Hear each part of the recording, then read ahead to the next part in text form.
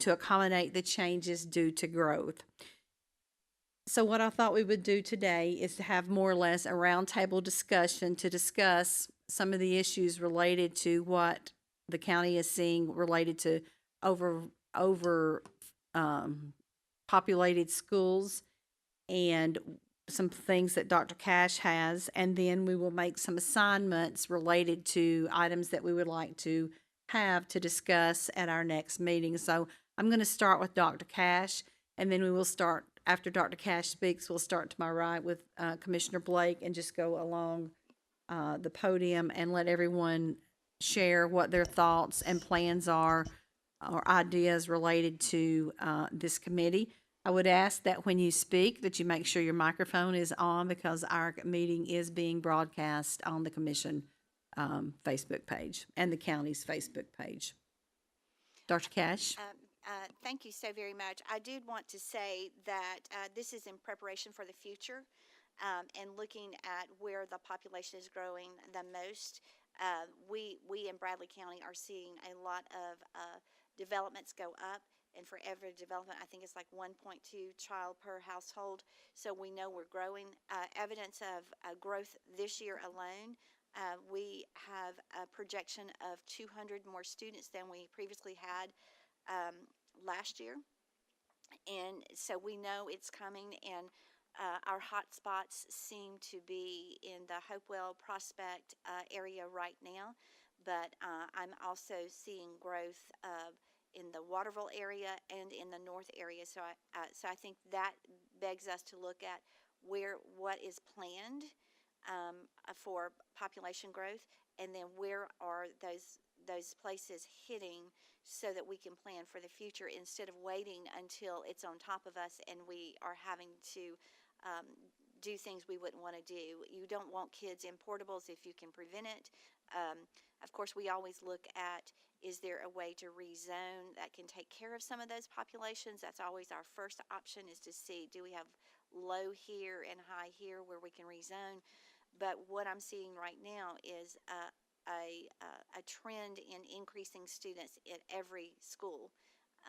So I would hope that we could look at, and on me, you know, which we're doing now, looking at our schools, how many students do we have currently, how many classrooms are still available, how many students would be available in some of the classrooms. For instance, with the state projections, which are 1 to 20 in that K3, and then in 4th and 5th it's 26, and then 30 in the classrooms above that in that secondary realm. It's not only do you have classrooms available, but do you have space in the current classrooms, and that's where I think our job would be. Thank you, Dr. Cash. Does anyone have any questions for Dr. Cash at this time? I just have one. The 1.2 per household. I've heard other numbers around 1.6 or 1.8. Do you think that there's a chance that it could be higher than that, or is... I think that it could be higher because it keeps changing. But remember, in the school system, if you're 1.2 above what the state average is, that kicks you into a different category. So, if it's 1.2, it's really 2 when I look at it. Okay. But I think it could go higher. Okay, thank you. Commissioner Blake? Oh, thank you. Excuse me. Madam Chair, I just start off by saying this is one of the few times, we've probably done it before, I can't remember, where we're trying to be proactive instead of reactive. And I think it'll pay dividends with that approach. Growth is inevitable. There's nothing, I mean, we've seen it all before. There's anti-growth. There's people who would like for Bradley County to stay just the way it is right now, or they probably, don't want another person to move in here. That's not going to happen. So we got a plan.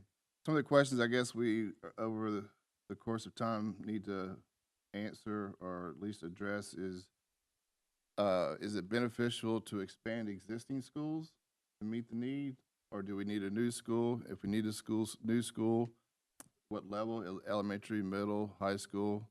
Because once you build a new school, as you well know, you fund the building of the school, but then you also have it recurring. You gotta hire the teachers that are gonna be there, recurring costs. So it's not just building of the school, it's also the cost ongoing from that time on. And then, of course, and then the zoning, I guess, is gonna be a question. We have two school systems in Bradley County, and I think the people enjoy their kids being able to go where they think that their kid best needs are met, whether it's being the city school system or the county, and what the policies are going to be on that. So these are all questions I think that we'll be able to put on the table and address over the course of this committee's, and addressing the scope of this committee. But I appreciate this committee and what it's going to be able to do. Thank you, Mr. Blake. Any questions for Commissioner Blake? Ms. Casson? Sorry, been on the county school board approximately 6 years, maybe starting my 7th. And I think the stark realization that hit me that we needed to do something, although there were rumors about it back in the backgrounds, but was when the 975 homes were projected for exit 20. I immediately picked up the phone and called Dr. Cash because I said, that's in my district, and my schools are full. And so then I've talked to several other board meetings, their schools are full. So I'm like Mr. Blake, I think this is great that we're going to be proactive on this because it's happening immediately. Now, one of the questions that somebody asked me, and I don't know whether we want to address this now or not, but I'm just going to throw it out. Lunchtime, which I thought was very interesting. Some lunch periods start at 10:45 and go till 1:30, something like that. And so I sat back and I looked and I said, well, our cafeterias were built in 1976, 1982, they were built for much smaller populations. So that is one thing that we probably need to look at. Parents were a little bit upset because their kids weren't eating till 1 o'clock. But, these are inside issues of the major issue that we're doing here with the building of schools. So this is something we need to look at. I do know that my schools are growing, my two schools, which are Hopewell and Prospect, are growing by leaps and bounds. And all of the new housing that's gone in out on Free Will Road and Murraytown Road, those are all city, but those students are close enough, and we have open enrollment in the county. So those schools are close enough for the students to come to Prospect, which is an interesting concept. So I am so glad that we're going to be proactive on this because I know that we probably need to be looking at a new junior high. Where do you want to go with that? The new elementary schools, where do you go with that? And since Bradley County has open enrollment, just because a student is in a certain location, like they would have been at exit 20, where the two closest schools were Stewart and Blythe Bower, maybe Prospect was closer. So I'm just really glad that we're looking at this and getting a head start on this. So are there any questions for Ms. Casson right now? And I don't know, Dr. Cash, if you want to address the cafeteria piece of it. So when you're looking at capacity, one of the things you look at, you have classroom capacity and then you have core capacity. So we have to also look at the core capacity, which would be the size of your gymnasium, the size of your hallways, and also the size of your cafeterias, your large spaces. So when we analyze where we are, that's one of the things that we have to do is look at that core capacity, because you look at, there are two different core and then actual classrooms, and we'll look at that as well. Thank you, Dr. Cash. You're welcome. Mr. Taylor? I'd just like to begin by saying that I'm excited to be a part of this committee. I guess reiterate what some of the others have already said, is to be proactive. Again, we know that growth is inevitable, but just looking at whether we're going to build new schools or expand on the existing, and how to be financially responsible as we're looking at these things. Again, just excited to be a part of that. I appreciate the comments that others have already shared with us. Some of the other concerns, such as the cafeteria. Dr. Casson had mentioned the gymnasiums. I know in my district that there's some crowding issues in those areas. So just, again, being proactive and looking at these things, because we know that growth is inevitable, and being able to be a part of this committee as we plan for that, I think it's going to be a good thing. I look forward to working with each of you. Thank you, Mr. Taylor. Any questions for Mr. Taylor? Mr. Thomas?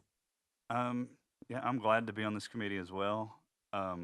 We've really, in the last 2 years, seen a whole lot of houses being built all over the county. I couldn't really pinpoint any one place, and most of the major developments that you're seeing are inside the city limits because of the sewer policy with Cleveland Utilities. But I'm happy to be here and happy to answer any questions you guys have. Thank you, Mr. Thomas. Any questions for Mr. Thomas? Not for Mr. Thomas, but just overall pointing out that with growth in any area comes economic development. So even though we're having growing pains, the county itself will see that economic impact as well, with more families, more buying power, industry coming in. All of those things come with families coming in. The whole county will grow. So I don't want people to think, well, the school system is making all of this happen or occur. It's the growth comes naturally economically when you bring more people in, more people available for jobs, which we need, more taxes coming into our school system as well as into the county. So there are a lot of great things, and I just want to say personally how thankful I am that y'all are willing to look at it before it's on top of us and we are stressed about it. So I appreciate all of y'all willing to work, because it's going to be work. It's not a small task. It's a pretty big task to determine where that growth is and then what the impact is all the way around. Thank you. Thank you. Real quick, Dr. Cash, you've come to Bradley County being the superintendent of another. You've been through a process where you had to recommend a new school? Yes, sir. Actually, in Sumner County, I actually opened a new school as the principal, and it was because of growth. And then in Robertson County, we had to build a new school right before I left. So in both sections, but Robertson County did not have the exponential growth that Bradley County is seeing right now. Sumner County does. It's about studying where it should go, how many students you predict to be out there, and just planning forward. You do download students from other schools to relieve that capacity when you build another school. So you wouldn't, you have to weigh out what is the best action economically as well as location, but also knowing part of it is if we have schools that are so overcrowded we can't hold anymore, you're building for that region or that area to be rezoned. So if you build another school, you're pulling from other schools to feed that school to relieve the crowding. And that's kind of one thing. The reason for the question is obviously the experience that you gain when you had to go through that process, what they did right, what they did wrong, and all that kind of stuff. But you don't get to build a school every other year. So the school, if we were to build one, either elementary or middle or high school, you would build it for many years, 10 at the minimum. But probably would like to be satisfied for 15 and 20 years. So that means you got to anticipate not only the growth that's going on in the circle of years that you're here, but also the years that are going to come in the future at that time of that scope of time. And I think that's important that we have both Bentley and Mr. FIvas on this committee to see where is that projection. You have to not only know what's going in now, but where's that projection of new subdivisions and all of those things, which Bentley has the knowledge of that. I don't have that knowledge. I hear it after, or like Nancy did, hey, and I'm like, oh, a little stroke in here. I think this committee is going to do some really good things, and you are right. Like when we built Lake Forest, we didn't build it for today. We built it for future, so when that future growth hit, we could hold those kids. Dr. Cash, are you seeing the largest growth in elementary, middle school, or high school currently? My largest growth is coming in in elementary schools and high school. I've got a slower growth in the middle schools, but they are growing. But when I look at my high schools and my elementary schools, that's where most of my growth is coming. My elementary schools are being impacted harder right now than my high schools. because the high schools can move, so which is not ideal, but you can have multiple teachers using a classroom. That's not the ideal thing, but we can have some flexibility where in an elementary school you don't have that flexibility. So for instance, in a high school, a science teacher may be in a classroom for 2 blocks, and then I have a different teacher come in during that teacher's planning to teach a group of kids. Again, it's not ideal, but we do have some flexibility, and in the elementaries we don't. But growth is coming pretty strong in both of those areas. Any particular grades in the elementary? I mean, is it kindergarten? Is it mixed or? It is mixed, but your heaviest growth is in that K3 area. That's where you're seeing the heaviest growth. Although meeting with one of my principals yesterday, it's impacting my higher grades in a couple of areas. The growth is so fast, I can't really do a strong prediction, but my K3 is where I'm having to pick up teachers now. So I've picked up 4 teachers since the beginning of school because of growth. And only one has not been in that K3 arena.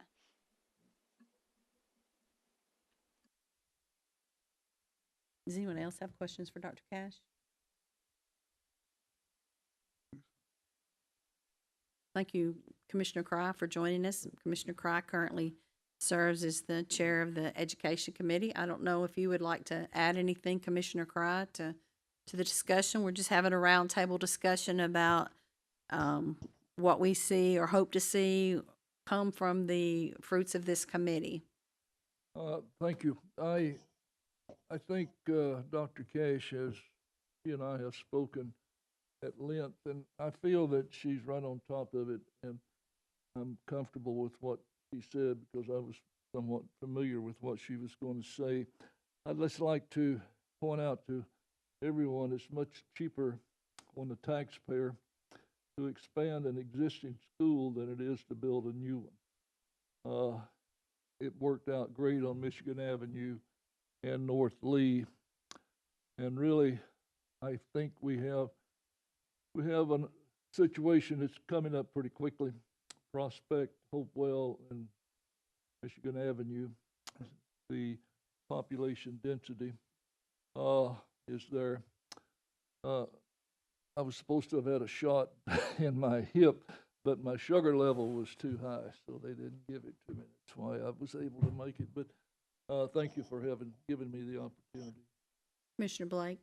Thank you real quick. Dr. Cash, to that end on, on expansion, Ms. Casson mentioned cafeteria is big, you gotta get them in, get them fed, and get them back in the class. You only have a range of time that you can do that. You don't want to start lunch at 3 o'clock. Have you identified what schools can be expanded? I mean, you know what schools you have. You have a certain amount of elementaries, 2 middle schools, 2 high schools. Only partially. Your biggest ones that were built for expansion are going to be Parkview, because you have land.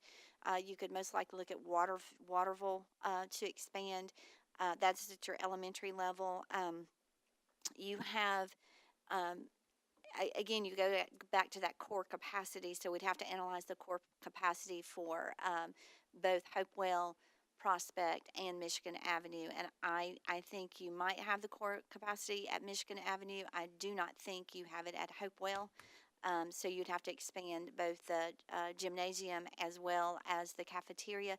But that has to be a pretty in-depth analysis with an architect and a fire marshal. Fire marshal plays a huge role. They're the ones who say, this is it. You're at your capacity, but it's based on those drawings. The 2 expansions that we did, the North Lee and Black Fox, that's as far as they could go. That's as far as they can go. They're tapped out. They're tapped out. So we do know if expansion is the right decision, which schools could handle some expansion. Yes. Right. So for our next meeting, Dr. Cash, could you provide that for us? And I don't expect you to go meet with the fire marshal. I mean, you know enough about it, but which schools could potentially be expanded and which ones cannot be expanded based on land, like Right. North Lee or whatever? depends on when your meeting is. We can definitely work on it. One of the things I can do actually, we're already working on it, is the number of classrooms that we have, the number of possible current expansions we could have.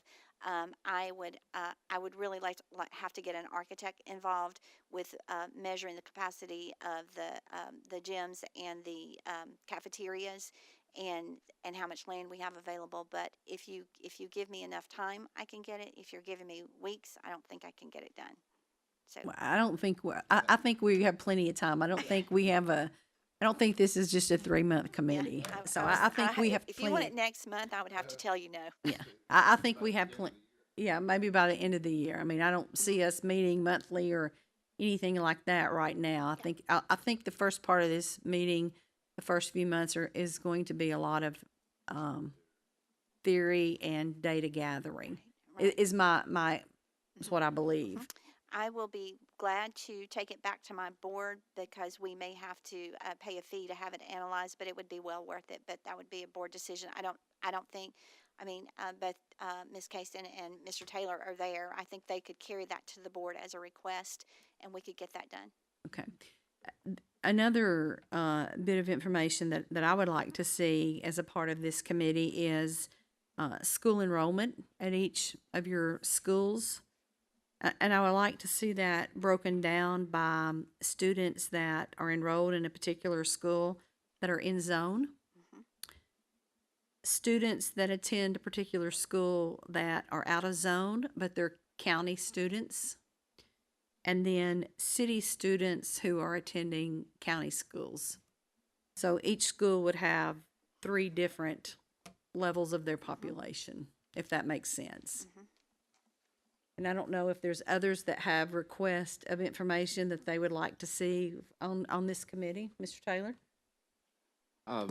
Just 2 things real quick.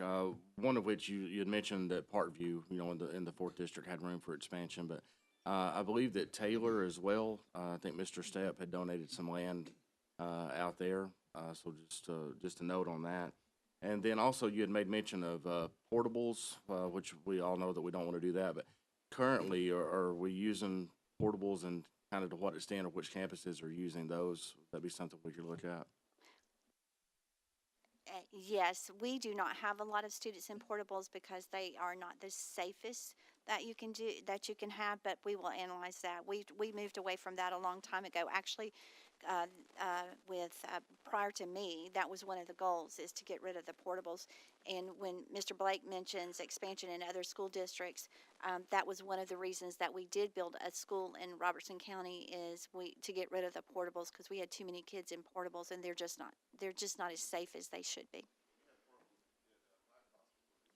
Yes, we did. Do you have portables at Waterville now for pre-K? Pre-K is in portables. Pre-K does not. They operate under, even though their money runs through us, they operate on a different budget than we have. And I believe some of those portables were shifted when Blue Springs, when I think they were shifted and given to them. We tried to help maintain them, but we do have some preschoolers at Black Fox and at Waterville, North Lee, and Hopewell have pre-K in portables. And if I could go back to my request about the enrollment by zone, if we could also have that by grade, if that's not too much trouble, since I would appreciate that. And then I guess, Bentley, what we need probably from you is what do the population trends look like? I know Ms. Casson had alluded to the fact that the chamber had done a population study that went out to year 2035. So we can, Lori, if we could ask Mike Griffin if they have that, or if they would be willing to share that with us. And then I know Mr. FIvas will have some information related to growth related to the city, and where potentially, I mean, we know where part of it is, and I don't know how hard that's going to be for you to look at that and try to determine where the growth.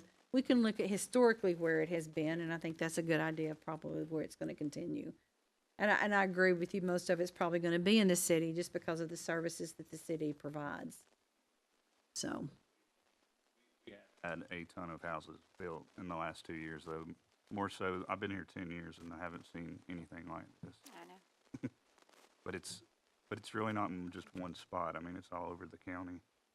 Maybe I can analyze it with a map and show where the homes have been built in the last 2 years, and we can look at it that way. I can get with GIS. Okay, that'd be good. That'd be great. Okay. Does anyone else have any questions? I mean, does the mayor's office have any questions? Tommy Ledford has joined us, Commissioner-elect Ledford.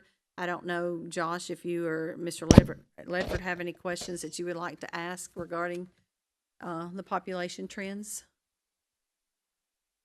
If you'll go to the microphone, please, so the thousands of people watching can hear. Yeah, all 12. So I was just going to say thank you for asking for the grade level, because as we all said, the schools probably won't be built in the next 2, 3, 4. We're looking at a plan and a growth plan for 10 years, 15 years down the road. And so being able to see what the difference is in the growth and the expansion in high school, most of those students will be off into college by the time a school gets built. I mean, it takes a year, 2 years, 3 years to build a really good, decent-sized school. So to see those growth levels from kindergarten through third grade where you're having your most issues, to be able to plan for that middle school or that high school or whatever type of elementary school, whatever school it is great. So that, I think just having that as much information broken down to the micro level of by location and then also by grade level, I think it would be more beneficial to be able to see that statistical analysis of going forward. So that's the only thing I was going to say. So thanks for asking.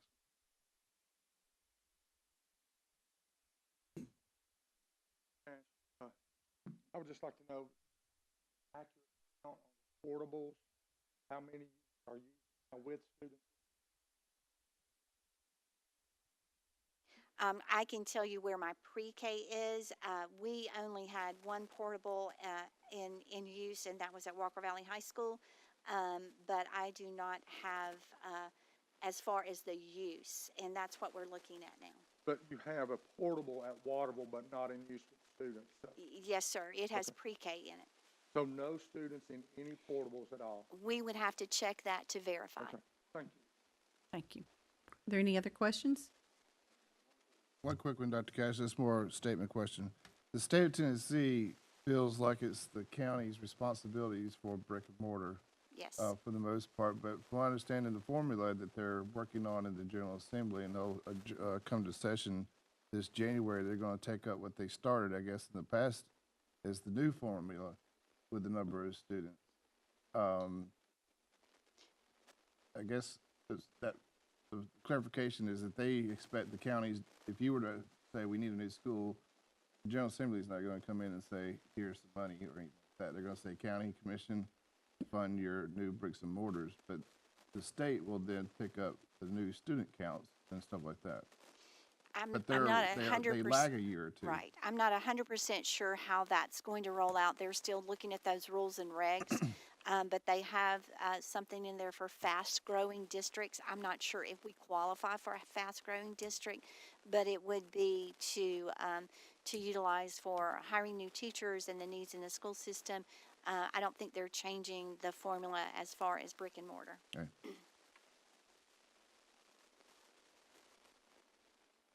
Correct. Okay, are there any other questions? Okay, realistically, Dr. Cash, when would be realistically, is it December before we meet again? Is it that far? Is that too far?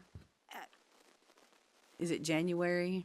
I believe if you, and I'll kind of defer to Mr. Taylor and Ms. Casson, if you are looking at, I mean, they're minus the Pie Center, you've got 17 schools to analyze and look at for number of classrooms and pieces like that. I can get very quickly.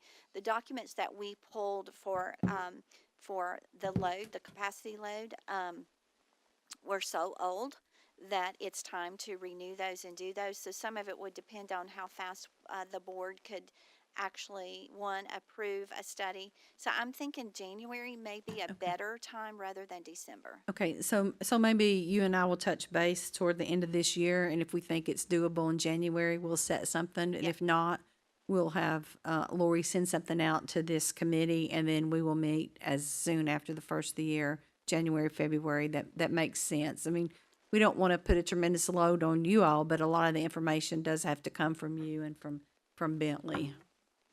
And the other thing, just for this, particular committee to consider, is that when you are looking at out-of-zone students and everything, as my attorney tells me, there's a reason we have open zoning, and that's because those families pay county taxes. Correct. So it's interesting. Right now, I would probably say